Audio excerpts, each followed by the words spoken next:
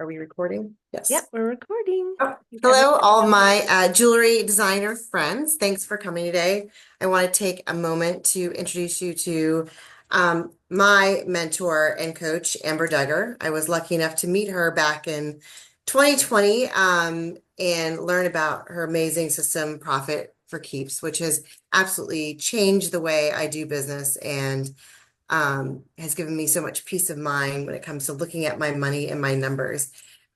She is, I don't even have the words, but this is the most amazing system that I've learned. And I attended a call like this myself. I said, almost 5 years ago. And after being in business for 20 years, doing it on my own, not knowing what I was doing with my money, she showed me the most simple ways of looking at it. And it's been a total game changer. So I'm so glad to have you all here today and introduce you to my great friend, Amber Duggar. Hi, everyone. I'm so happy to have you all here. It was so great to see Christine's face. I think that's how you pronounce your name that was also here. Hi. Um, do you still pronounce it the same as Christine? Yes, I'm Christine. Nice. Okay. I love that you're here. Anyone else that wants to come on camera, I would love that.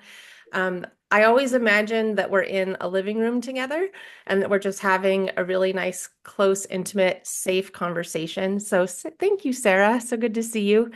Um, so what we're going to be doing today is just having a really beautiful, relaxed conversation around what we call money. And money is really just a neutral resource. And so a lot of us, I think, have different childhood paradigms and different experiences with money and different views on money. And so I first just want to commend all of you for the incredible courage that you have to be here because I know so many people just don't even want to talk about it. And I am just so inspired by individuals who are like, I want to really be empowered with this. I want to be able to make a living wage with my business. I want to be able to do things that I imagined doing when I started my business. So I'm hoping that we can have more of a conversation and a collaborative just sharing with this because it really is something that once you understand that it really is not complicated and that a lot of people have put a lot of effort into keeping it complicated. And I believe that it's actually because they want us to just be able to borrow money all the time. And there's nothing wrong with borrowing money, but we want to do it strategically and with it actually bringing us a return versus it being the only thing because we don't really know what else to do. So I'm really honored to be here. Christine is just an incredible coach. She has been a longtime business owner, and I was just so thrilled when she joined our coach certification program because she truly is just a natural at this. So I'm really grateful to have this conversation with jewelry designers. Really quick thing, my mom just loves custom jewelry. And so my whole life I have been kind of immersed in that process with her because she goes to gym shows all the time and she just really loves to have unique pieces. So what you do is really incredible and you beautify the world. And I think you give so much joy to people who really appreciate the art that you create. Um, and Christine, I made you a co-host so that people that are coming in a little bit later can join in. So welcome to those that are joining. My name is Amber Duggar, and if you would like, I would love to see your beautiful face, but I also understand if you're just not available to be able to do that.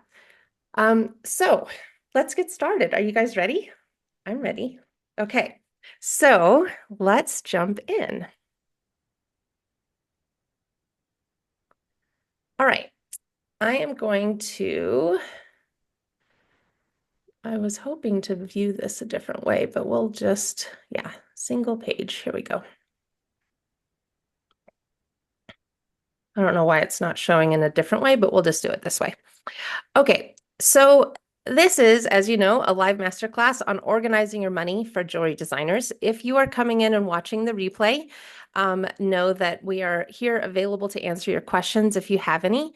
So welcome to those watching the replay as well.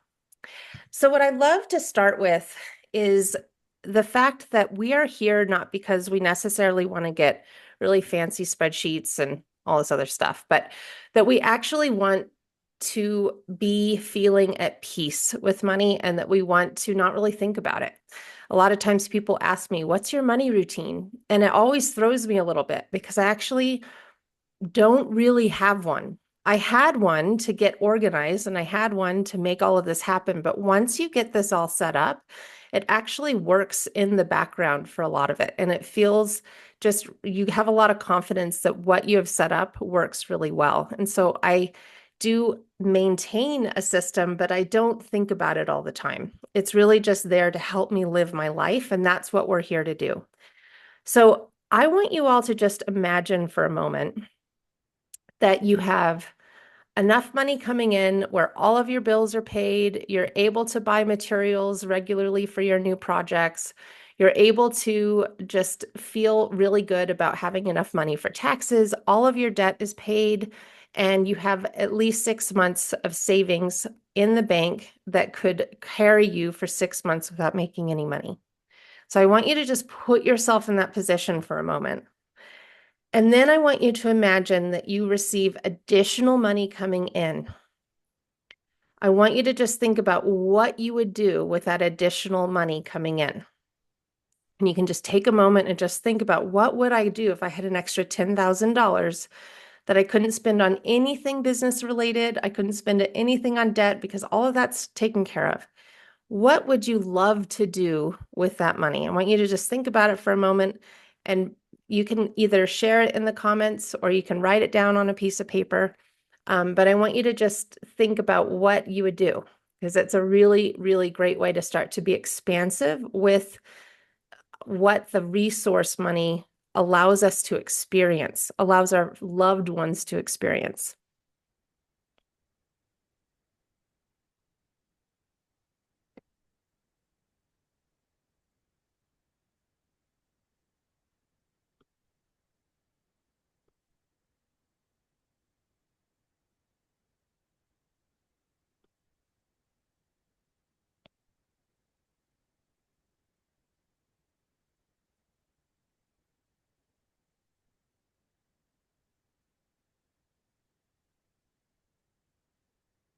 Okay. So now that you're in this more expansive space, I'm going to invite you all to close your eyes. Just get comfortable. And if you're able to, just drown out any noise or any distractions that are currently with you and just really feel your body and breathe a nice deep breath in and let it out through the mouth.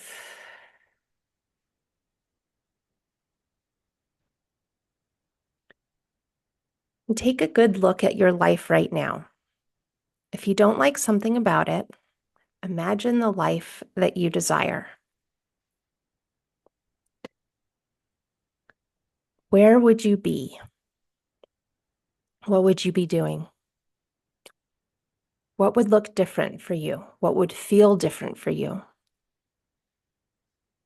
What do you hear in the background? What smells are in the air?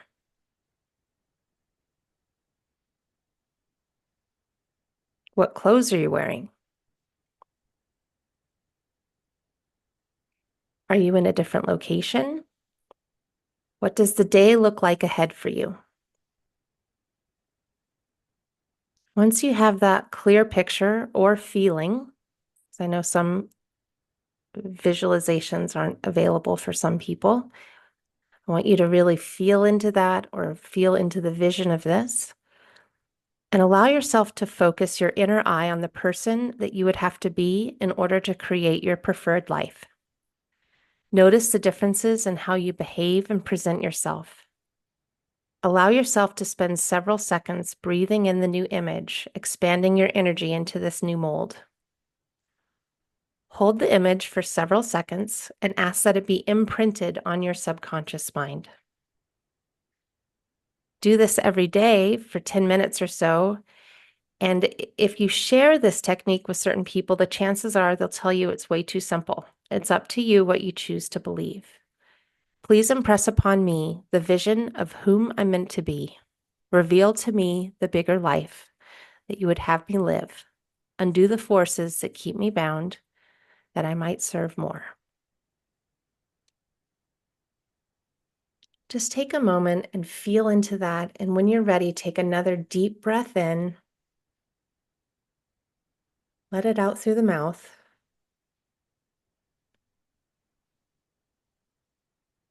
Roll your shoulders back. Give yourself a little smile for being here in this moment. And open your eyes.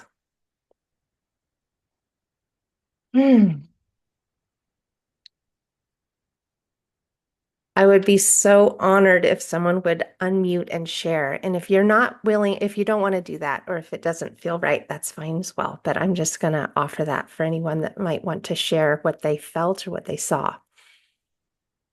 And if you'd like to, just unmute yourself. Christine. Yeah. I'm kind of in a state of a little bit of flux with my business and things like that. I've had to pivot a little bit unexpectedly, which happens with running your own business and stuff. But what I envisioned was me, hopefully, like less than 6 months from now, just feeling very like confident um, and having like the flow of abundance kind of coming in without me forcing it to, if that makes sense. Absolutely. Yeah. So it was kind of like a calm confidence about myself. And I just kind of had like, I don't need to be like a billionaire or anything, but just like a nice flow of that abundance coming in and not having to like kind of freeze if a hiccup happens along the way. Oh, that's beautiful, Christine. Thank you for sharing that. And that's exactly why we're here, because when we have more information, we are able to feel this calm confidence and we're able to just do what we love doing. And I really do believe money is meant to be used. And that when you have a business that's aligned with what it is that you want to use it for, you always have enough money. And it is this beautiful karmic cycle of money. So thank you for sharing, Christine. If anyone else wants to share in the chat what you visualized or where you were, I'd love to see it. I hear so many different things, but this is why I do what I do, and this is why Christine is so drawn to this as well for your industry, because at the end of the day, we want to run a business because we really love what we do. We're passionate about what we do, and it allows us to live a life where we can just really feel good about what we're doing, about the people and things that surround us. And that's why we're here, to enjoy our life, not to be stressed constantly. And I think money is one of the top stressors in our society right now. So,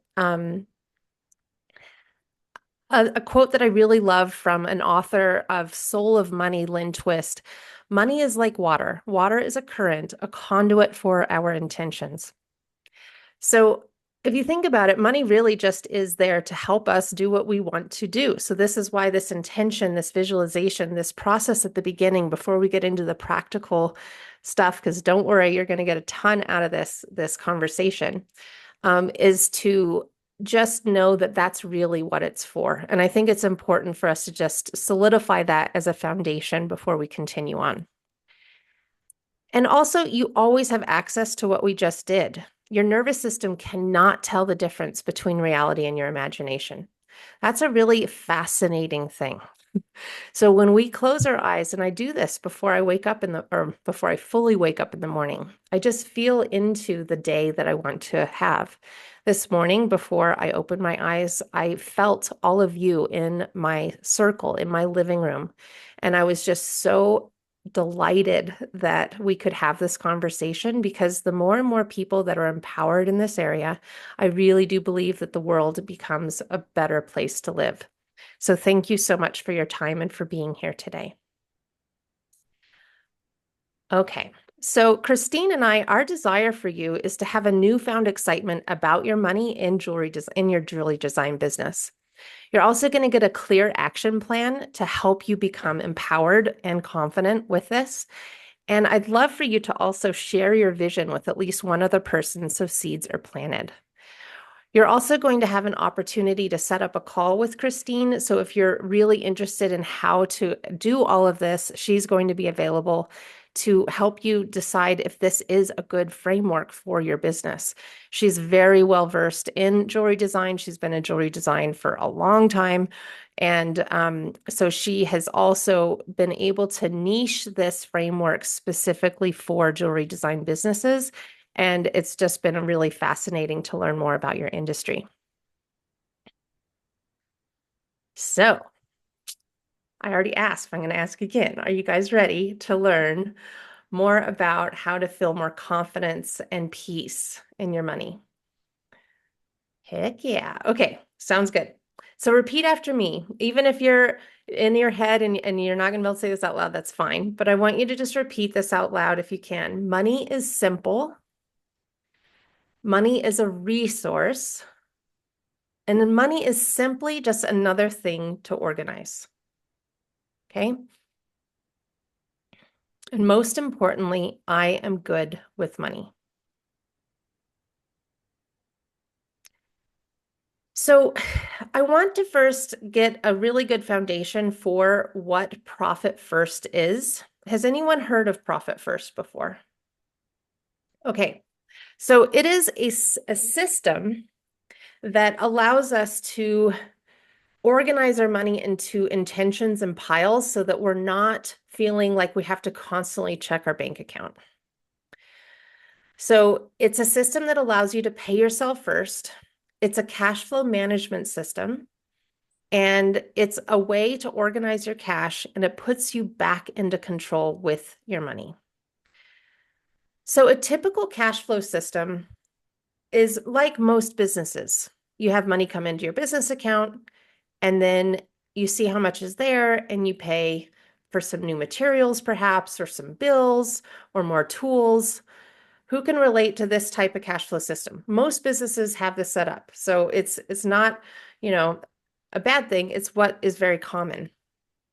But it can create some stress. It can look like, oh my gosh, like I thought I had money in there and I forgot about this recurring thing. So where the heck did my money go? It can feel stress. Like you can feel stress and uncertainty because it feels a little bit like, can I pay myself? Should I pay myself? I don't know. I still have to buy these other things. And a lot of time spent looking at bank accounts. And if this is currently how the cash flow system in your business runs, please know that this is very common. And this is also why we are on such a mission to help with understanding how to do things differently in a way that still is effortless, like not a lot of stress. You can actually see everything organized, just like anything else that we like in our life that we want organized. Like for me, I like having my spices organized because I love to cook. So I don't want to be going through my pantry trying to find my chives. It's just nice to have things organized on the things that you use regularly. And we can all agree that money is something that we use regularly. So this is how Profit First works. For a jewelry designer, you want to have all the money coming in. So just imagine that this is all coming in. And if you have a piece of paper, I'd really love for you to make a circle on the left side of your paper and just label it business account.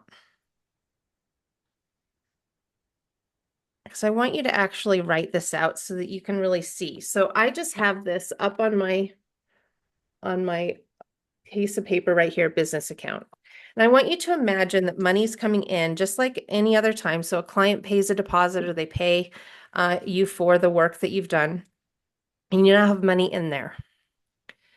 Well, the first thing that you want to do is you want to take out, and you may already have this set up in your current business, to have a separate account or a separate place to put any sales tax that you're going to owe.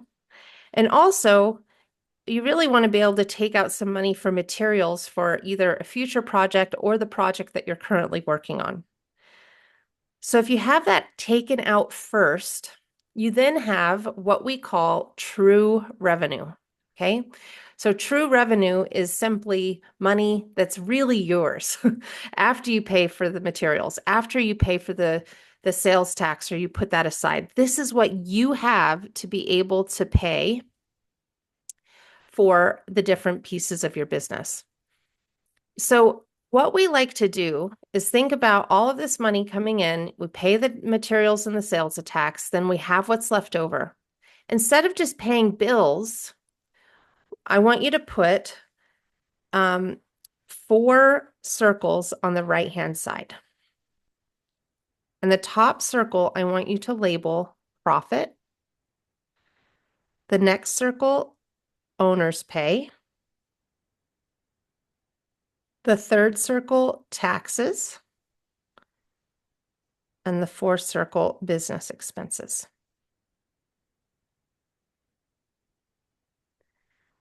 Now, what profit does for us is it is an extra amount of money that we are calculating on top of our revenue goal that allows us to start building a buffer in our business. So that's what the profit is there for. The second piece is actually you paying yourself, having your bills paid, being able to, put money towards your mortgage, things like that. The third one is your personal taxes that you would owe on your owner's pay. And this is something that a lot of business owners struggle with, or they hope they don't have to pay taxes. But I actually really want you to pay taxes, because then that means that you're a profitable business and that you're making money for yourself. So it's a good thing to be putting aside money for taxes. And then outside of materials and sales tax, you still have other operating expenses. Maybe you have a scheduler, or maybe you have um, some software for your website, or for taking payments, things like that. All of that would be considered a business expense. So this is a very cohesive way of being able to think of your money as really just pieces of paper that you can organize into smaller piles and use that for these different intentions. So when we look at owner's pay, and when you look at any of these percentages, by the way, these are just example percentages, okay? So we're not necessarily going to be using those for you. We have a way to uniquely come up with these percentages based on your life, based on your business expenses, and honestly, based on the projects that you're doing. Some projects are going to have a lot more materials than others. So that really depends on your unique situation. But what's really great is this is the overall arching way of how this works. So when we do this, we know that every time you make money, you know exactly what to do with it. It's pretty amazing. Instead of going, should I spend my money on this or should I pay myself? We can actually really have a clear picture of, okay, this part's going to sales tax, this part's going to materials, this part's going to profit, et cetera, et cetera. So here are the 5 strategies that you get you from stress to profitable. So now we have the foundation of profit first, what that is, what that means to you. But now let's put this all together. So the very first thing that I believe really makes a difference is a customized revenue goal. When I first started off as a health coach, I left corporate in 2015 and I moved to Bali, Indonesia. And I was like, oh man, I have so much, so much stress, because I was thinking I don't have a real job anymore. So I'm not getting, my monthly or biweekly payroll. I had savings and I had some income coming in, but I definitely didn't have enough income coming in at the time. And I had 2 pieces of advice that I was given that would have absolutely put me into a lot of debt, probably 30,000 or more in debt in the first year of my business if I had followed this advice. And so I want to reiterate that there are really well-intentioned people out there that don't have this information and don't understand how to reverse engineer a revenue goal. And so they come up with what they think is commiserate for that particular industry. So I was told to charge from my health coaching institute $195 a session, or a month, I think, for a client. And then my business coach told me, let's start with aiming for $5,000 a month. Now, at the time, I worked at, I'm sorry, I lived in the DC area where Christine is, and Christine can also attest to this, $5,000 a month on your own without any other people paying for anything. That is not going to make it. Like you just, that wasn't going to happen. I have a degree in finance. I worked in corporate finance for 15 years. And so I had this understanding that I would say is not common when you first start a business, of just knowing like that was not going to work. I didn't want to work with 42 clients a month to make 3,000 less than I really needed. I needed 8,000 a month, and I wanted to work with maybe 12 clients. So that changed how I priced things. So because I knew that that was my revenue goal, I created a system that allowed me to really put everything together in a way that I could pay myself what I needed after tax, and everything else was built from that. So a customized revenue goal is being really clear on what you desire with the money that comes into your business, but it's also about really understanding, what do you need in your personal life outside of your regular bills. We also have things like maybe car insurance every 6 months, or a Costco membership that's once a year, or Amazon Prime. Well, I mean, if like any of these different memberships, they usually have some sort of annual fee. And that's what we call true expenses. So when you think about those things and list them all out as if they were a monthly amount, you get a true reflection of what you really want to be paying yourself every month. One thing that I always love putting aside every month is money for holiday gifts. So I put $100 a month towards a holiday gift bucket, and starting in January. So by the time December rolls around, I have $1,200 available to buy Christmas gifts, to buy, food that people are going to be eating when they come over for dinner. If I want to get a new outfit for a holiday party, I can do that. It just gives me a little bit of extra for December to really not feel like, oh my gosh, the holidays are coming again. I'm going to have to figure out how I'm going to do this. It just helps me prepare. And that's an example that you can put for anything that you want from a personal perspective. And we'll get into that a little bit more in a second. But the thing with this revenue goal is you can create space and intention for money to flow in. So Christine with a K had a really beautiful visualization as we did that earlier in this call, and really feeling that abundance come in, feeling that calm, feeling that confidence. That's a gift that we can give ourselves at any moment during the day. So if you have a note that's just kind of action steps, I want you to put an action step of just considering creating space and intention for this money to flow in. It doesn't have to be 10 full minutes. It could be 30 seconds. That's better than not thinking about it at all. It's the intention, it's the feeling that matters. So our strategy is really to know your numbers and how you're going to organize it when it comes in. So the revenue goal calculation, this is something that Christine can help you with. And so this is a really beautiful way to come up with the revenue goal, with taxes, with your materials, with everything. So I do recommend that you take advantage of setting up a call with Christine so that you can do this step. Okay, so the second strategy is maintaining a revenue forecast. So why would this be important?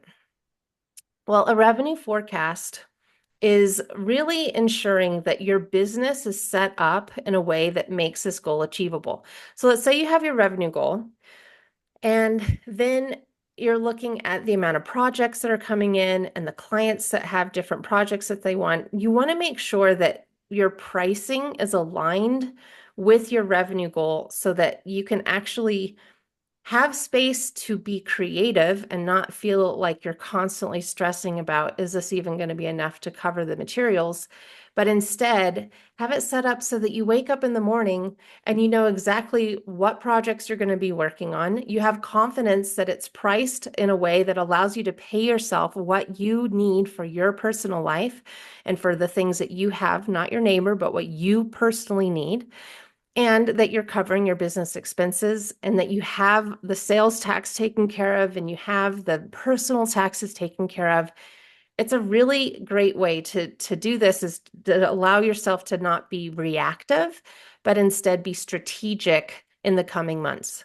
So you can say, okay, next year, 2025, I want to have this amount of money to come in to do these particular things. So that requires me to have 6 design projects that are priced on average this amount. That's a really great way to look at how your business can run profitably and sustainably. So the other thing that I really believe strongly in, and I asked Christine, can we keep this in, or do you think we should keep this in? And she said yes. So I first came into business from a very pragmatic household. My father has a PhD in theoretical physics. I grew up in a town that is mostly PhD scientists in New Mexico. And when I first heard about wealth consciousness, I was like, that's great, but can you show me how to make money? Because I need to pay my mortgage. Um, that said, the more that I've been in business, the more I see that this has been such a game changer. And there are so many beautiful things to do, but it's really all about feeling into it. And so some of the books that I've really loved is Tapping into Wealth. It's an emotional freedom technique book by Margaret Lynch. And there's also an audio that's only 45 minutes. It's called Feeling is the Secret by Neville Goddard. He was a modern mystic in the early 1900s from Barbados.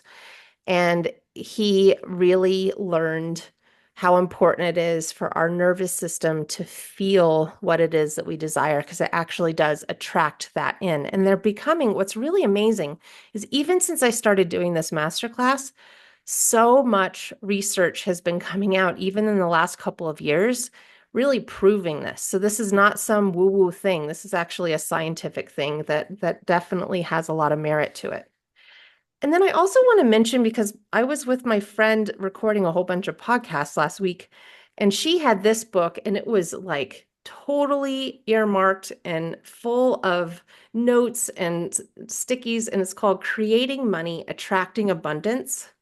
She loves this book. It's by Sanaya Roman and Dwayne Packer. So I just picked it up because I kept doing bibliomancy where you can just open it up and see what shows. And so I just did it now. And it says, money flows in my life. I am prosperous. There are 4 basic states of flow you might experience: calm, when money is coming in and going out in equal amounts; flow, when much more money is coming in than going out; ebb, when much more money is going out than coming in; and flat, when no money is flowing in or out. Money represents an exchange of energy between you and the outside world. It represents the energy going out from you and the energy coming back in. Now, isn't that a calm way of looking at money? That's really what it is. So I've been loving this book. It's been really good. So this is another one that I would recommend. Okay. So far, our 2 strategies that we've covered so far out of 5 are a customized revenue goal and maintaining a revenue forecast. So the third to create a sustainable and profitable jewelry design business is creating a personal budget.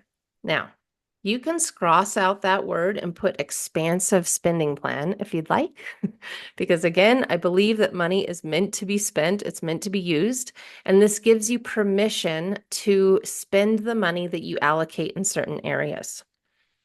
Now, I know many people think it's the B word, it's a bad word, like, oh my God, are we really going to talk about this? And I get it. It's not something that I think many people in the industry talk about from an expansive space. I think restriction, I think, you're basically telling me I'm not good enough, like I don't have enough money, so I'm not worthy of this. There's so many things I've heard over the years when it comes to this word. So please put the word that makes sense to you. If you like expansive spending plan, great. If you're not, if you're fine with the word budget, go ahead and just put that. But ultimately, this is allowing us to really be intentional, like Lynn Twist was talking about. Money is a conduit of our intentions. So by creating a personal budget, we can get really clear on what it is that we want our money to do for us. I am not a car person. I could have at some point during my business purchased some really fancy cars if I wanted to. I would much rather put that into experiences. I'd much rather put that into causes that I care about. So I didn't personally have a car that was like super fancy. But I've had clients that really don't care about travel at all and they love cars. So, they could get a really fancy car. It's all about what matters to you, what matters to your family, and being able to give yourself permission to create a budget and a business that aligns with what it is you want to do with your money. So I love this software. And so I'm going to do a quick shout out to it because it's what um, the framework that we've created called Profit for Keeps. We use this software for it. Instead of using accounts, we use an envelope system. And so this is the software that we use, and I love it. I call it my dashboard for my cash. So it just gives me an opportunity to see everything in one place. It allows me to make decisions based on what's available. And if I want to move money around, I can do that. It's a really great system for personal budgeting. And it's also really great for your business budget as well. So the fourth strategy, if we have a personal budget, we're going to do a business budget, and we're going to implement components of Profit First into this business budget. So remember, this is how Profit First works. We have money coming in, we take out some money for materials and sales tax, and we now have our business account. And that business account then allows us to separate it into 4 additional piles: profit, owner's pay, taxes, and business expenses. And what's great about YNAB is we can take this owner's pay, and all of that money is going into a personal budget that then is also separated into different intentions: your mortgage, your children's school activities, groceries, your utilities.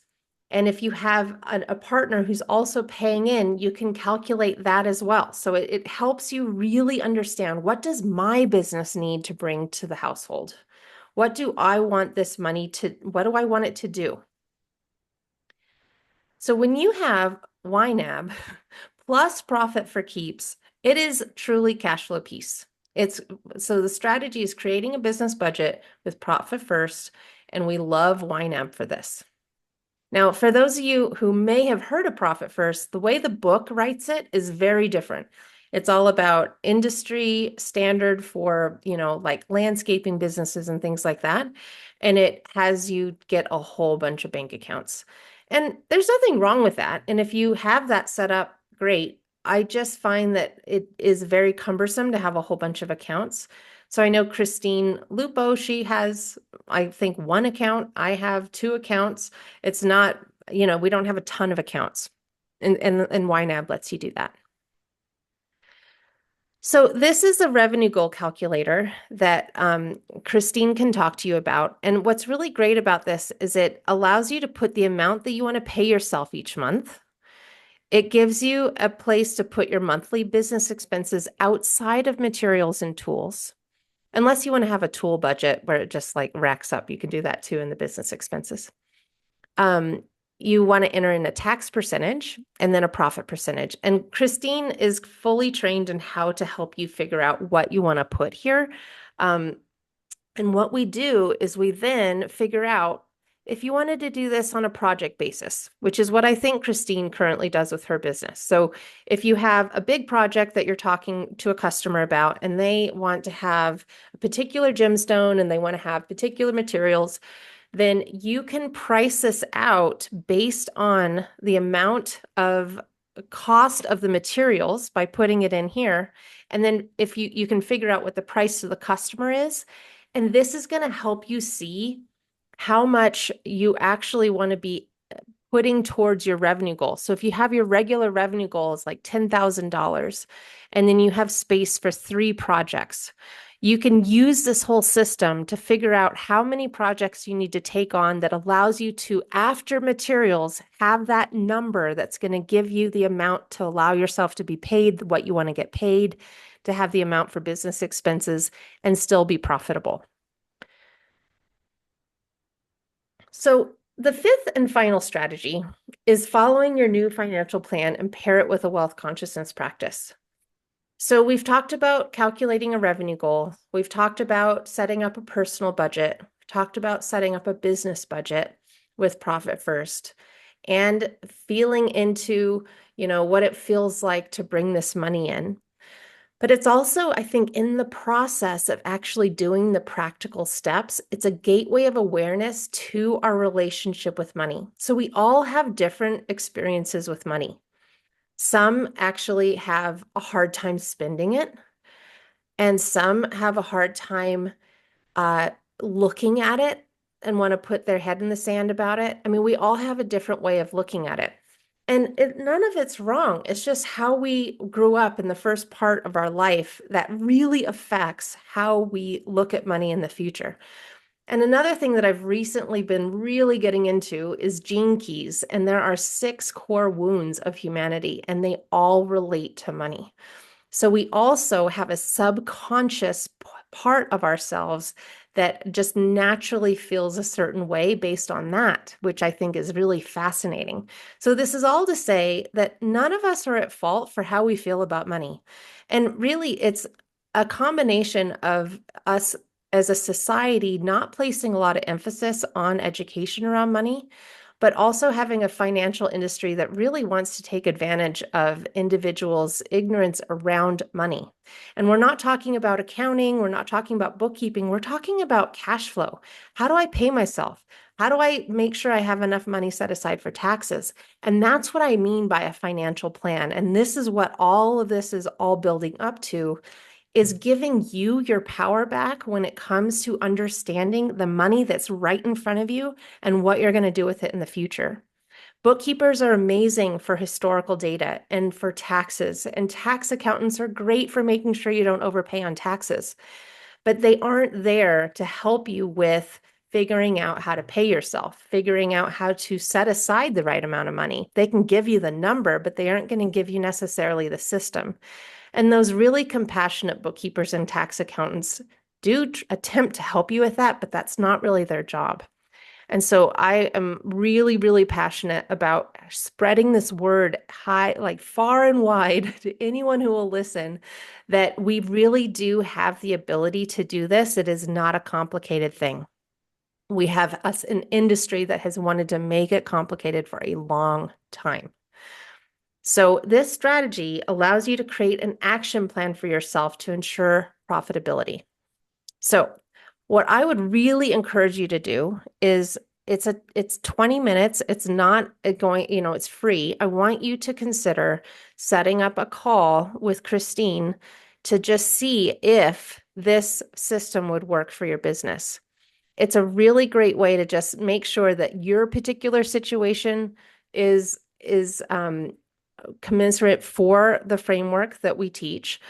But also it can help you get, a clear action plan in terms of how to get started. How do I do my revenue goal? How do I do the YNAB and all of this stuff?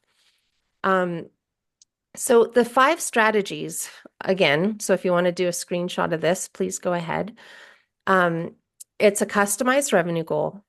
It's maintaining a revenue forecast so that your revenue coming in matches or exceeds on average your revenue goal.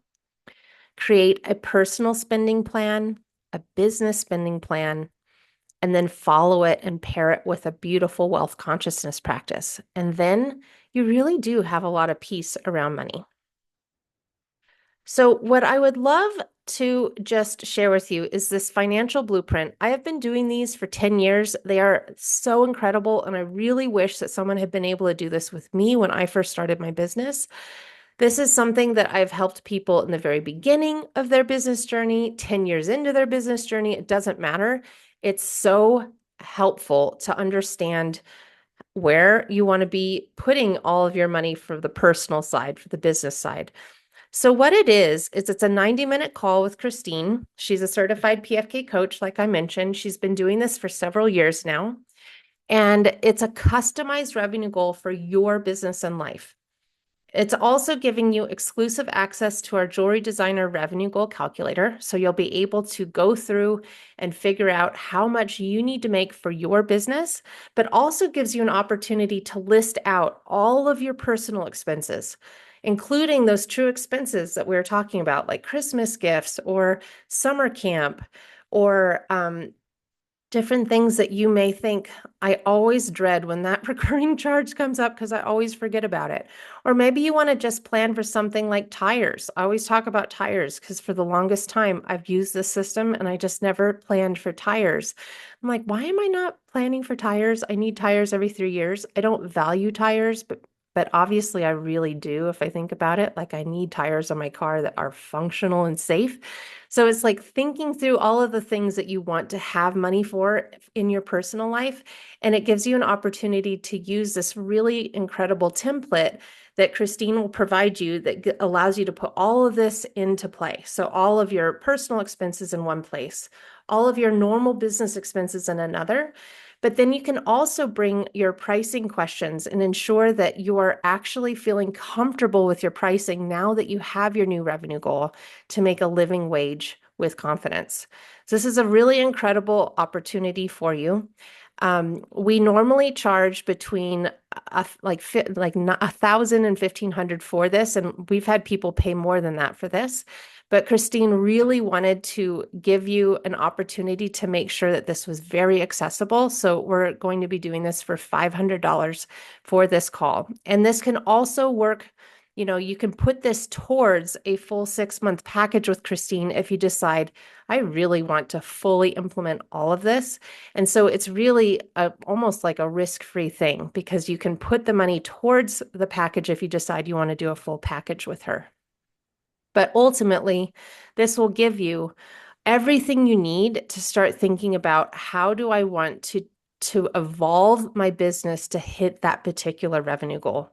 So I highly encourage you to consider either purchasing it, which Christine can put the link in the comments, or if you want to just definitely set up a call with her first, I encourage you to do that. So I want to bring Christine on because I want us to both be able to answer any questions you have about any of the content that we went over today, but also anything specific that you want to ask either myself or Christine about your business or anything that we've talked about today. So, hi, Christine. Hello. So if you have questions, I think it would be great for you to just either unmute yourself or you can put it in the comments. And it's anything that we talked about today or anything else related to money or jewelry design business. We would love to just answer anything you have. And if you're watching the replay, you can go ahead and still submit your question and we will definitely answer you.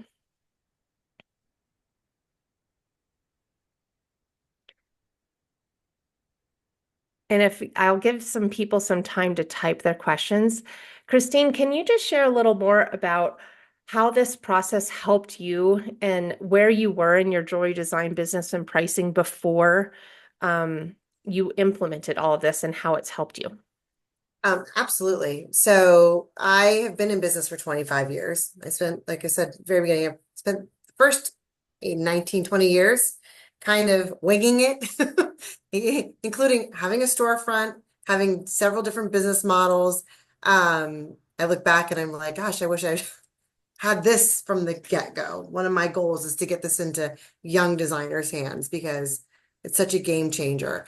So even when it comes to pricing, now when I'm thinking of, I'm a custom jewelry designer. I do work with designers that have production lines, do wholesale shows, whatnot. it's different for all of our businesses, and it's quite fascinating to see how everybody's business is different. But when it comes to pricing, the one thing that I see over and over again, and I was guilty of it myself, was underpricing our work and, exchanging time for money. And that's just not what it is. It's our talents, it's our creative minds, and being comfortable pricing in a way that you actually can make a living.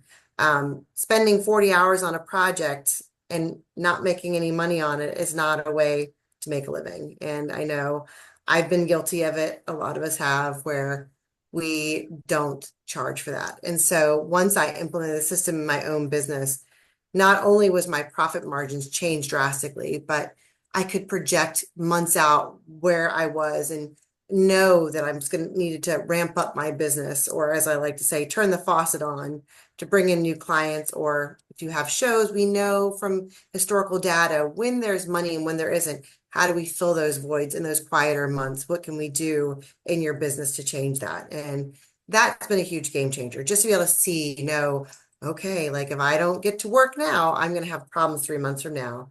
And as somebody, a lot of us have had a really trying year. This has been my saving grace because I could see what was going on the whole time. I knew when I need to change things or make a push for more business, or throw an event, whatever it would be to help generate revenue. It's been, I mean, this, like I said, this year for me personally, I've had a lot of personal things I've been dealing with. I have elderly parents. They live down the street. I've got a college kid. I've got a high schooler, trying to balance family life and owning a business and not freaking out in the process when there was a bad month. Um, this was the game changer. And I remember what it was like before I had systems in place with my money. And I was a head in the sand, oh, there's $10,000 in my account. I have money. Sure, I can go buy that thing. When the reality was, no, at least 6,000 of that belonged to materials and whatnot. And, it's very easy to have a really good month and spend the money and then go, oh, well, now I'm in a bad month and I don't have any of that money set aside. So really having had this system in place, I started implementing it at the beginning of COVID. Um, Before I even went down the full, it was just from a master class with Amber. I hadn't gone down the full rabbit hole to learn the whole system. It saved me through COVID, because I knew exactly how much money I had, how many months I could sustain it, and having that knowledge just, like I said, was absolute game changer for myself, for my family, for my business. And yeah, I hope I can make that for help happen for other people as well.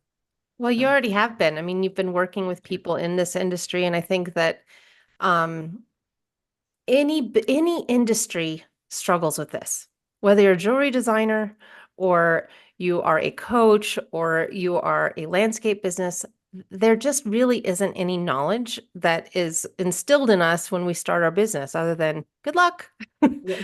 And so I really feel like at this point, it's so important for us to create a very safe, non-judgmental space to start wherever you are at. Because I think a lot of this is also taboo to talk about. Like, how often do you talk about this stuff? Like out in the wild. I speak about it all the time, so I feel a little bit like weird saying that, but I know that it is not normal to be talking about. And so that's another thing that I think this allows us to start feeling into what it really is there for, which is to represent value. And it has nothing to do with our personal value. Like what we do has nothing to do with our personal value. It's the amount of money that someone feels is aligned with what they're receiving. And so this beautiful piece of work that someone is receiving, they're going to get days and hours and years of joy every time they look at that piece on their body or on their loved one's hand. So Allison has a question. My sales vary from month to month and season to season. In my experience, planning is the same as wishful thinking. I just end up doing what I can with the money that comes in. I have been using your income calculator for years and it works really well for me, but the profit account is more of an emergency savings. How can I make plans? It seems pointless. Christine, do you want to start off by answering that? Yeah, absolutely. I mean, Allison actually is one of my mentor clients and a good friend, and she attended your stuff early on. Back, I guess maybe the first time was like 2022. Um, and it is a hard hill, like, especially I think after this last year, um, to get to that point where you're actually not using that. And of course, I mean, the profit account can be an emergency account, by the way. That's okay.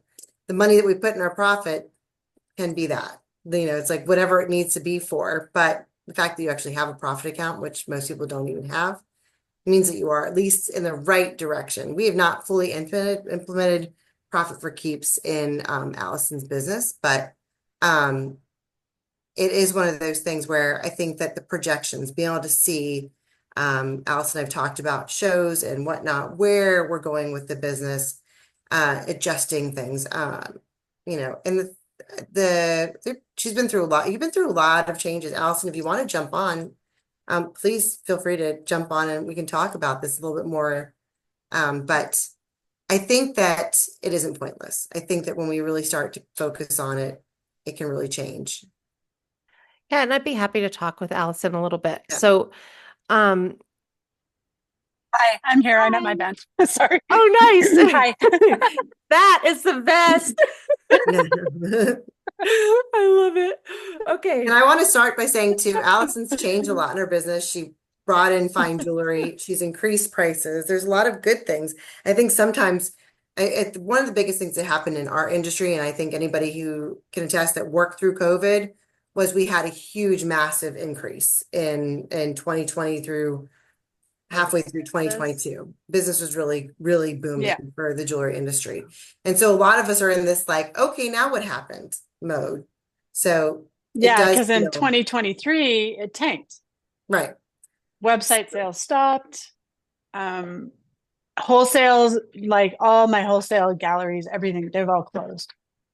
Um, yeah, so it's diversifying has always been good for me, but now there's no diversity.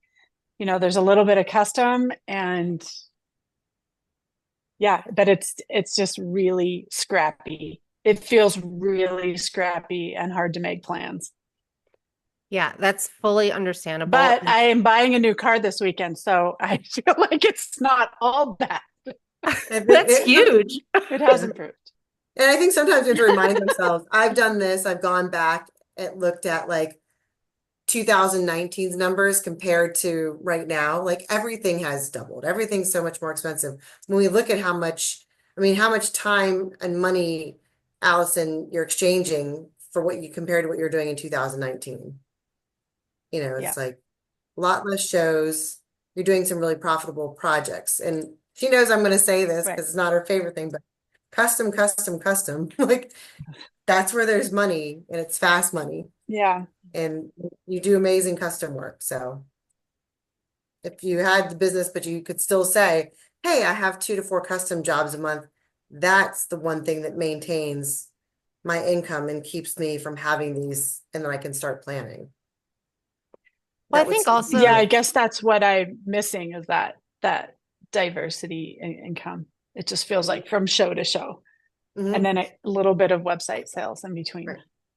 So that's the thing. It's like you don't have the wholesale anymore because that industry is it's fallen away for a lot of people. Gone. Um, Yeah. so it's like if you really focused on those custom jobs as being an integral part of the slower seasons, especially, what you started Hmm. doing, you said, okay, I've got opening now. Yeah. Really looking at those numbers and digging in. I know Sarah can attest to that too, because Sarah actually is a Profit for Keeps graduate. So um, well, okay, so I do want to just dive into this a little bit though, Mhm. because it's important to honor what you're feeling, even if it's fleeting, like if it feels like that sometimes and then you get into a different place. But can you just share a little more about this feeling of it seems pointless? I just want to know a little more what that's coming from. Well, so I do mostly art shows. That's how I probably 75% of my income, 70 to 75% of my income comes from art shows. And most of those art shows are outside. And they're in big cities, and we are subject to weather.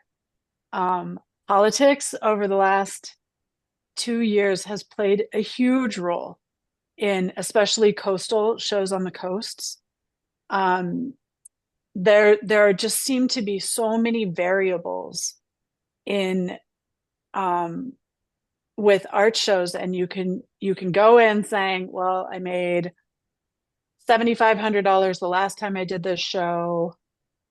Can I make 7,500 again? And then you make like 1,700, or or I got snowed in last year. They closed our airport. I was supposed to fly to Miami, and I couldn't even get there. And I had all the expenses from the show to pay that had been paid for, including my hotel, to everything too late to cancel. So it just feels like I get kicked around, like that. I just never know what's going to happen, and and then shows themselves vary so much in expense. I can do a local show for $300 in expenses, or I can fly to DC for $5,000, and do a show. And so your break even is much different compared to, depending on where you are. So it just feels like there are so many variables, and I'm not really a numbers person. And when I start trying to evaluate it, it seems like this is pointless. Just go to the show and see what's in the bank afterwards. I Okay. can't, I'm planning for something good, like I make really good selections on what I apply to, but I don't know what's going to happen. So I would definitely, Toka just said show life is not for the weak. So we can already say you're No, a it's very not. resilient, strong Thug woman. life. Like, woo, okay. Um, and I'm also starting to get a sense of why maybe Christine is also kind of pushing you a little bit or nudging you a little bit in the direction of more custom work. I'm curious if you were to look at all of your different shows that you've done and then look at the ones that are the most like the least expensive and the easiest, and also kind of getting you like it's not that much of an expense to do. So you mentioned local shows. Where are you located?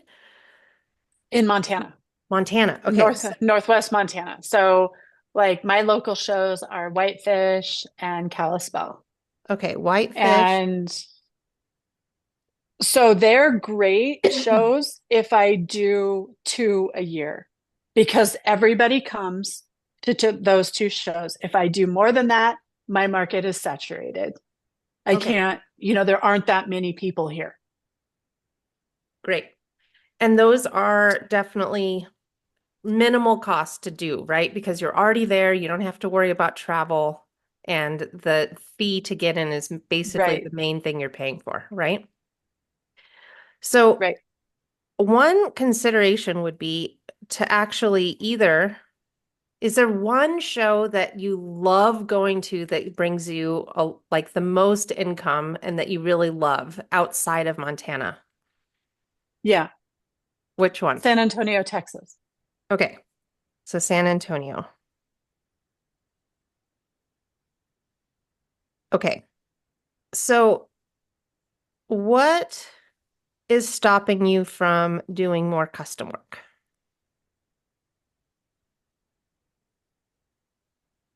Um, I feel like I want to stay limited in what I do and within the confines of my aesthetic. So, like, I do what I do. I fabricate everything. I don't do any casting. I don't do any CAD CAM designs. I don't really, and I don't want to.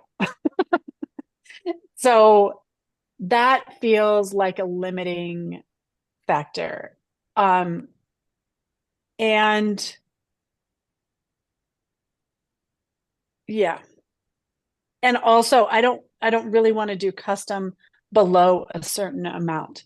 If it's not going to be a $1,500, then it's not worth me stopping what I'm doing for my shows to work with somebody.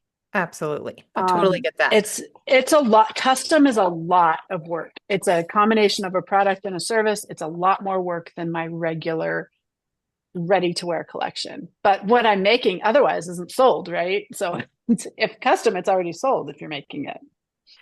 Right. Would you say, though, that because we are in a completely different environment and situation right now versus 5 years ago, that it requires really to actually look at different things from a different perspective and pivot? Would you agree with that? Mhm. Okay. So I want you to just for a moment take out the feeling and look at it objectively as if you were not actually having to tie yourself to anything else outside of it. Do you really, is it really limiting, or is this just how you feel about it with the custom work?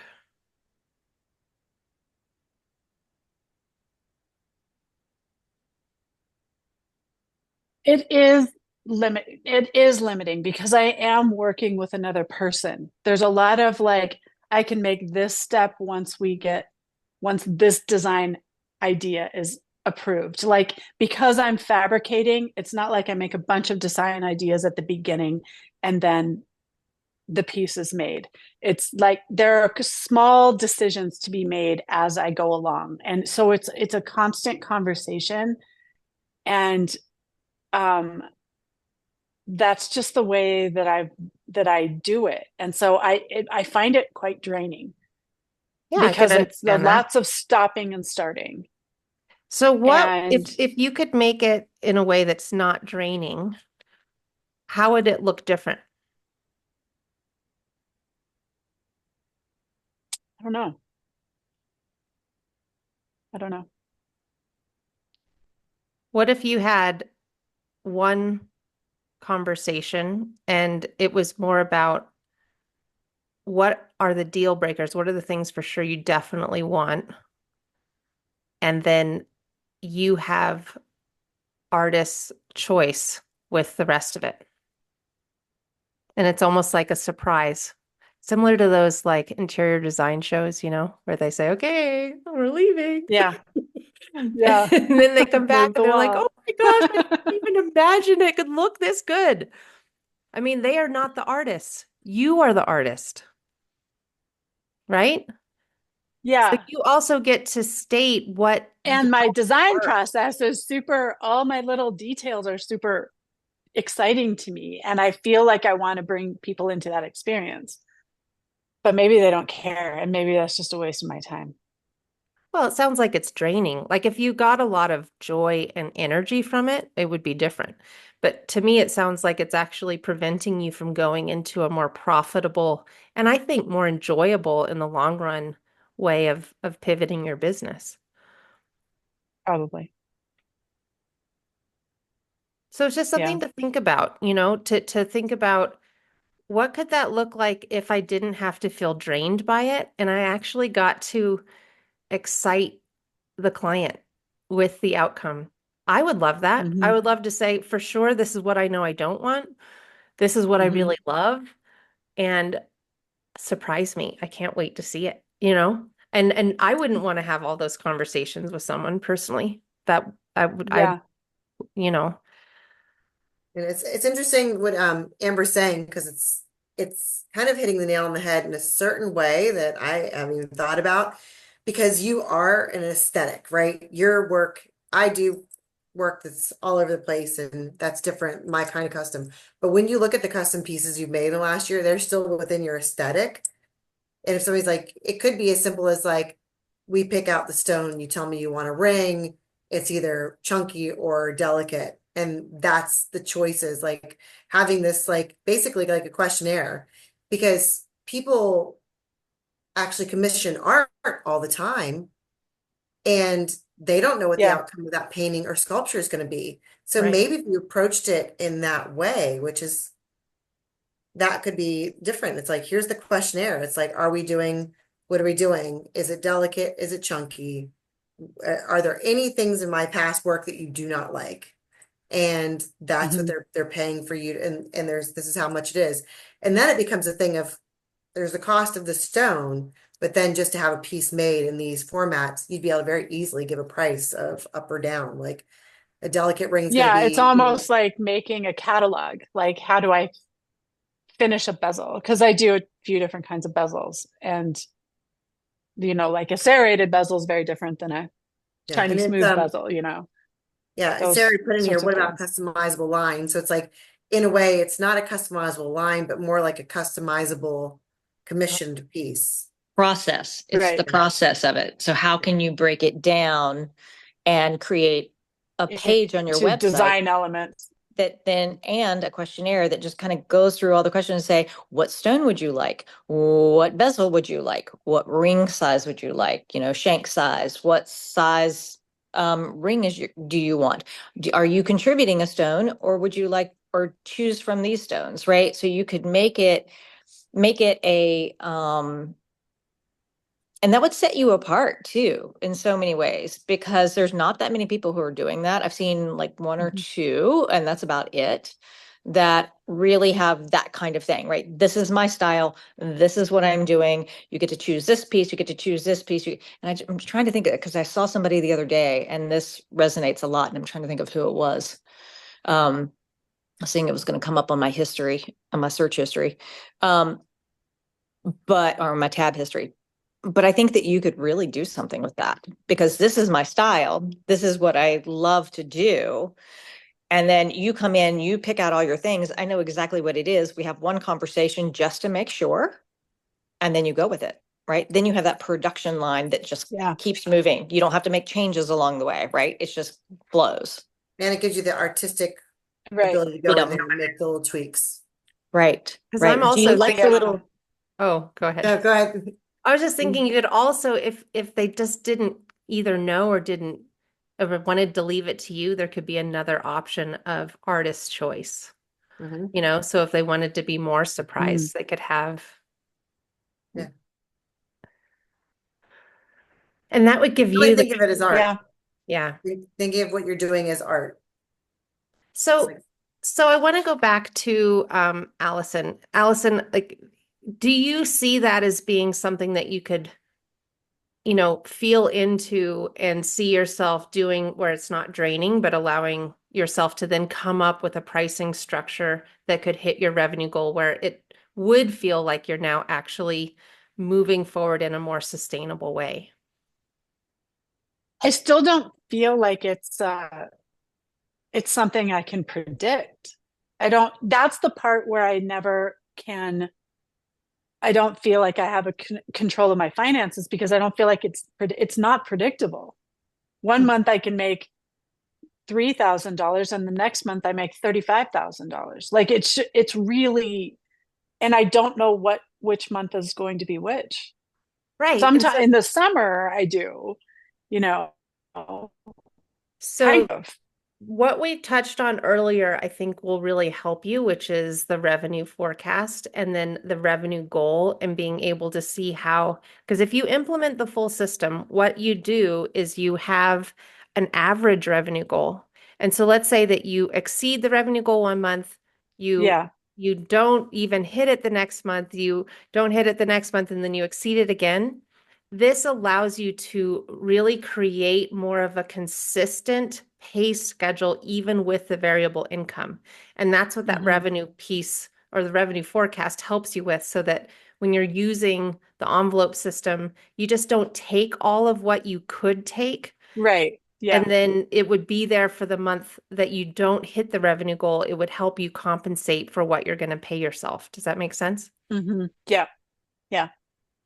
Okay, so there's that piece. Is there anything else that you're feeling, well, what about this part? Because I really do want you to leave feeling like there is a way forward here. Well, I guess it just still seems the same. A revenue forecast, to me, seems like wishful thinking.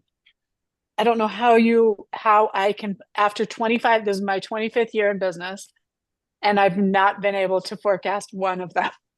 one year has never been what I thought it was going to be, and or what I'd planned for.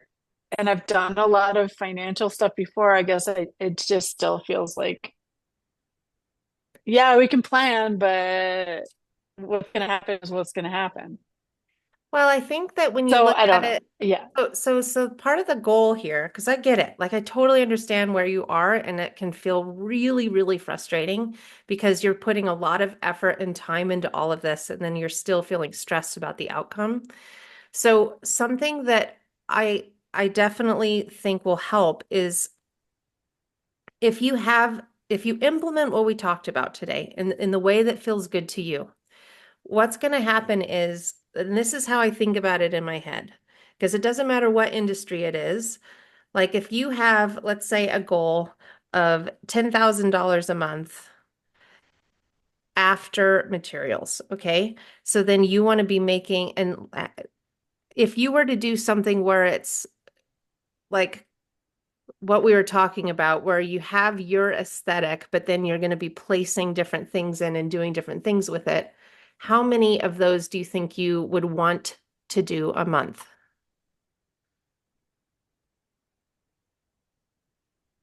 Well, if my if I do, let's say I do a show, in shows I do $10,000 in revenue a month, and um $10,000 a month in custom and online sales.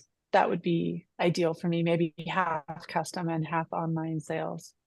But how So that many? would be like 3 projects a Okay, month. and is that doable? Does that feel good to have 3 projects? Well, not no, it would be more like 5 projects this month, no projects next month. Like I would have to, because of particularly in the summer. That's when there are a lot of shows that I travel to, and in between, I'm making stock for the next show. Mm-hmm. Okay. So you need time to make stock for your shows, and then you also want to allocate time for the custom work. So it's looking at your time in blocks really and deciding, okay, how much do I Yeah. want to allocate to each one? So it sounds like roughly half and half is what I'm hearing. Is that Yeah, I guess. okay? Yeah. So then looking at if you get, because that's why I think Christine is probably nudging you in the custom because you can more accurately predict that with Custom. a wait list, right? So if you have Right. people on a wait list and you know you have work for the next 4 months, that can be a consistent revenue stream. And Right. then you can look at the shows. Like, I would really love for you to have the majority of your financial needs met with the custom that's on a wait list. And then the shows are icing, right? Like the shows are, it can be whatever it is. I just love interacting with the people. I love going to these shows. I love doing this. And if that's the case, I would choose the 2 local in the San Antonio and actually reduce the expense of all the others and not do those until you get the custom at a place where you have a wait list, because then you will have more accurate and predictable income coming in. That makes sense. The shows are where I meet people that hire me for custom work. So they're kind of like a marketing event, but it would change where I go, you know. And you have so many contacts from the shows you've been. Hmm. So you now have a new offer, and I'm guessing that those people Hmm. would be very interested in that offer. Yeah, I've done some call outs for custom work, and they just they don't come in when I call out for them. They come in just kind of organically when people are. I think it may look different when you really word it in a way that shows like now you can get my aesthetic and not have to make all the decisions. Because honestly, I think it's a lot of pressure for people when they hear custom work and no additional parameters. But if you say, look, I'm taking the guesswork out for you, you can have a customized piece exactly how you want it with the aesthetic you know you love that I create for you. And this allows you to have more of a like Other people who are not creative in the way you are want that. They want to see like Mhm. what are the choices I have, you know? Mhm. And I think that that would definitely bring up interest in sales for people. Mhm. And making it coveted, there's only so many spots per year that you have Mhm. access to that, so it's like getting on that list for those custom projects because there is a limited time that you have for those versus, you know, and that's the thing, it's, and Amber is right. So with custom, I have custom that's a lot of back and forth, and I have custom people like, well, I have no idea what I want, and I get to fully design it. And I know any of us who do custom, those are our favorite pieces. But making that your stance from the get-go, that that's what you do, that you just do full custom in your aesthetic, and that you really hold the reins, and they have to trust the process because they Mm. love your jewelry so much. They're gonna love what you make. So Okay. I'm excited for you, Allison. I know that it feels like, oh my gosh, I have so much to think about, but also I really do think that sometimes it helps having people outside of your world, just seeing things from a different perspective. And I can tell you that I have sat with hundreds and hundreds of people that feel like you are right now. And those that really decided, you know what, I'm going to do this. I'm going to do this differently. It's amazing what happens. So I just encourage you to really sit with this and make the tweaks that you feel you need to make. But I think that this could be a very uh, beautiful way to pivot in a way that you can actually really start to go to more of the shows again. Because the idea behind this is you can start to build that into your plan and you can say, okay, I'm going to put X amount every month to go towards shows in the future that I'm just going to feel called to go to. So you can use your intuition more and have the cash to back that. Mhm. I And I would have like to, to see, so what's just that? to interrupt, I'd like to see the shows not be a balancing act of, oh, it was good or bad, but Mhm. more so like we've talked about for the marketing piece. And so if you start marketing Mhm. that you do this offering, then that starts to balance out, instead of looking at each individual show, but like, this is how much my show budget is for the year. And from Mhm. this show budget, I can bring in 36 custom clients. Okay. Like we could sit down and really hone Yeah. in on that. Yeah, that could all make sense if we figured out a system for it. Yeah. Yep. And I Christine took has all out of a that. ton of your time.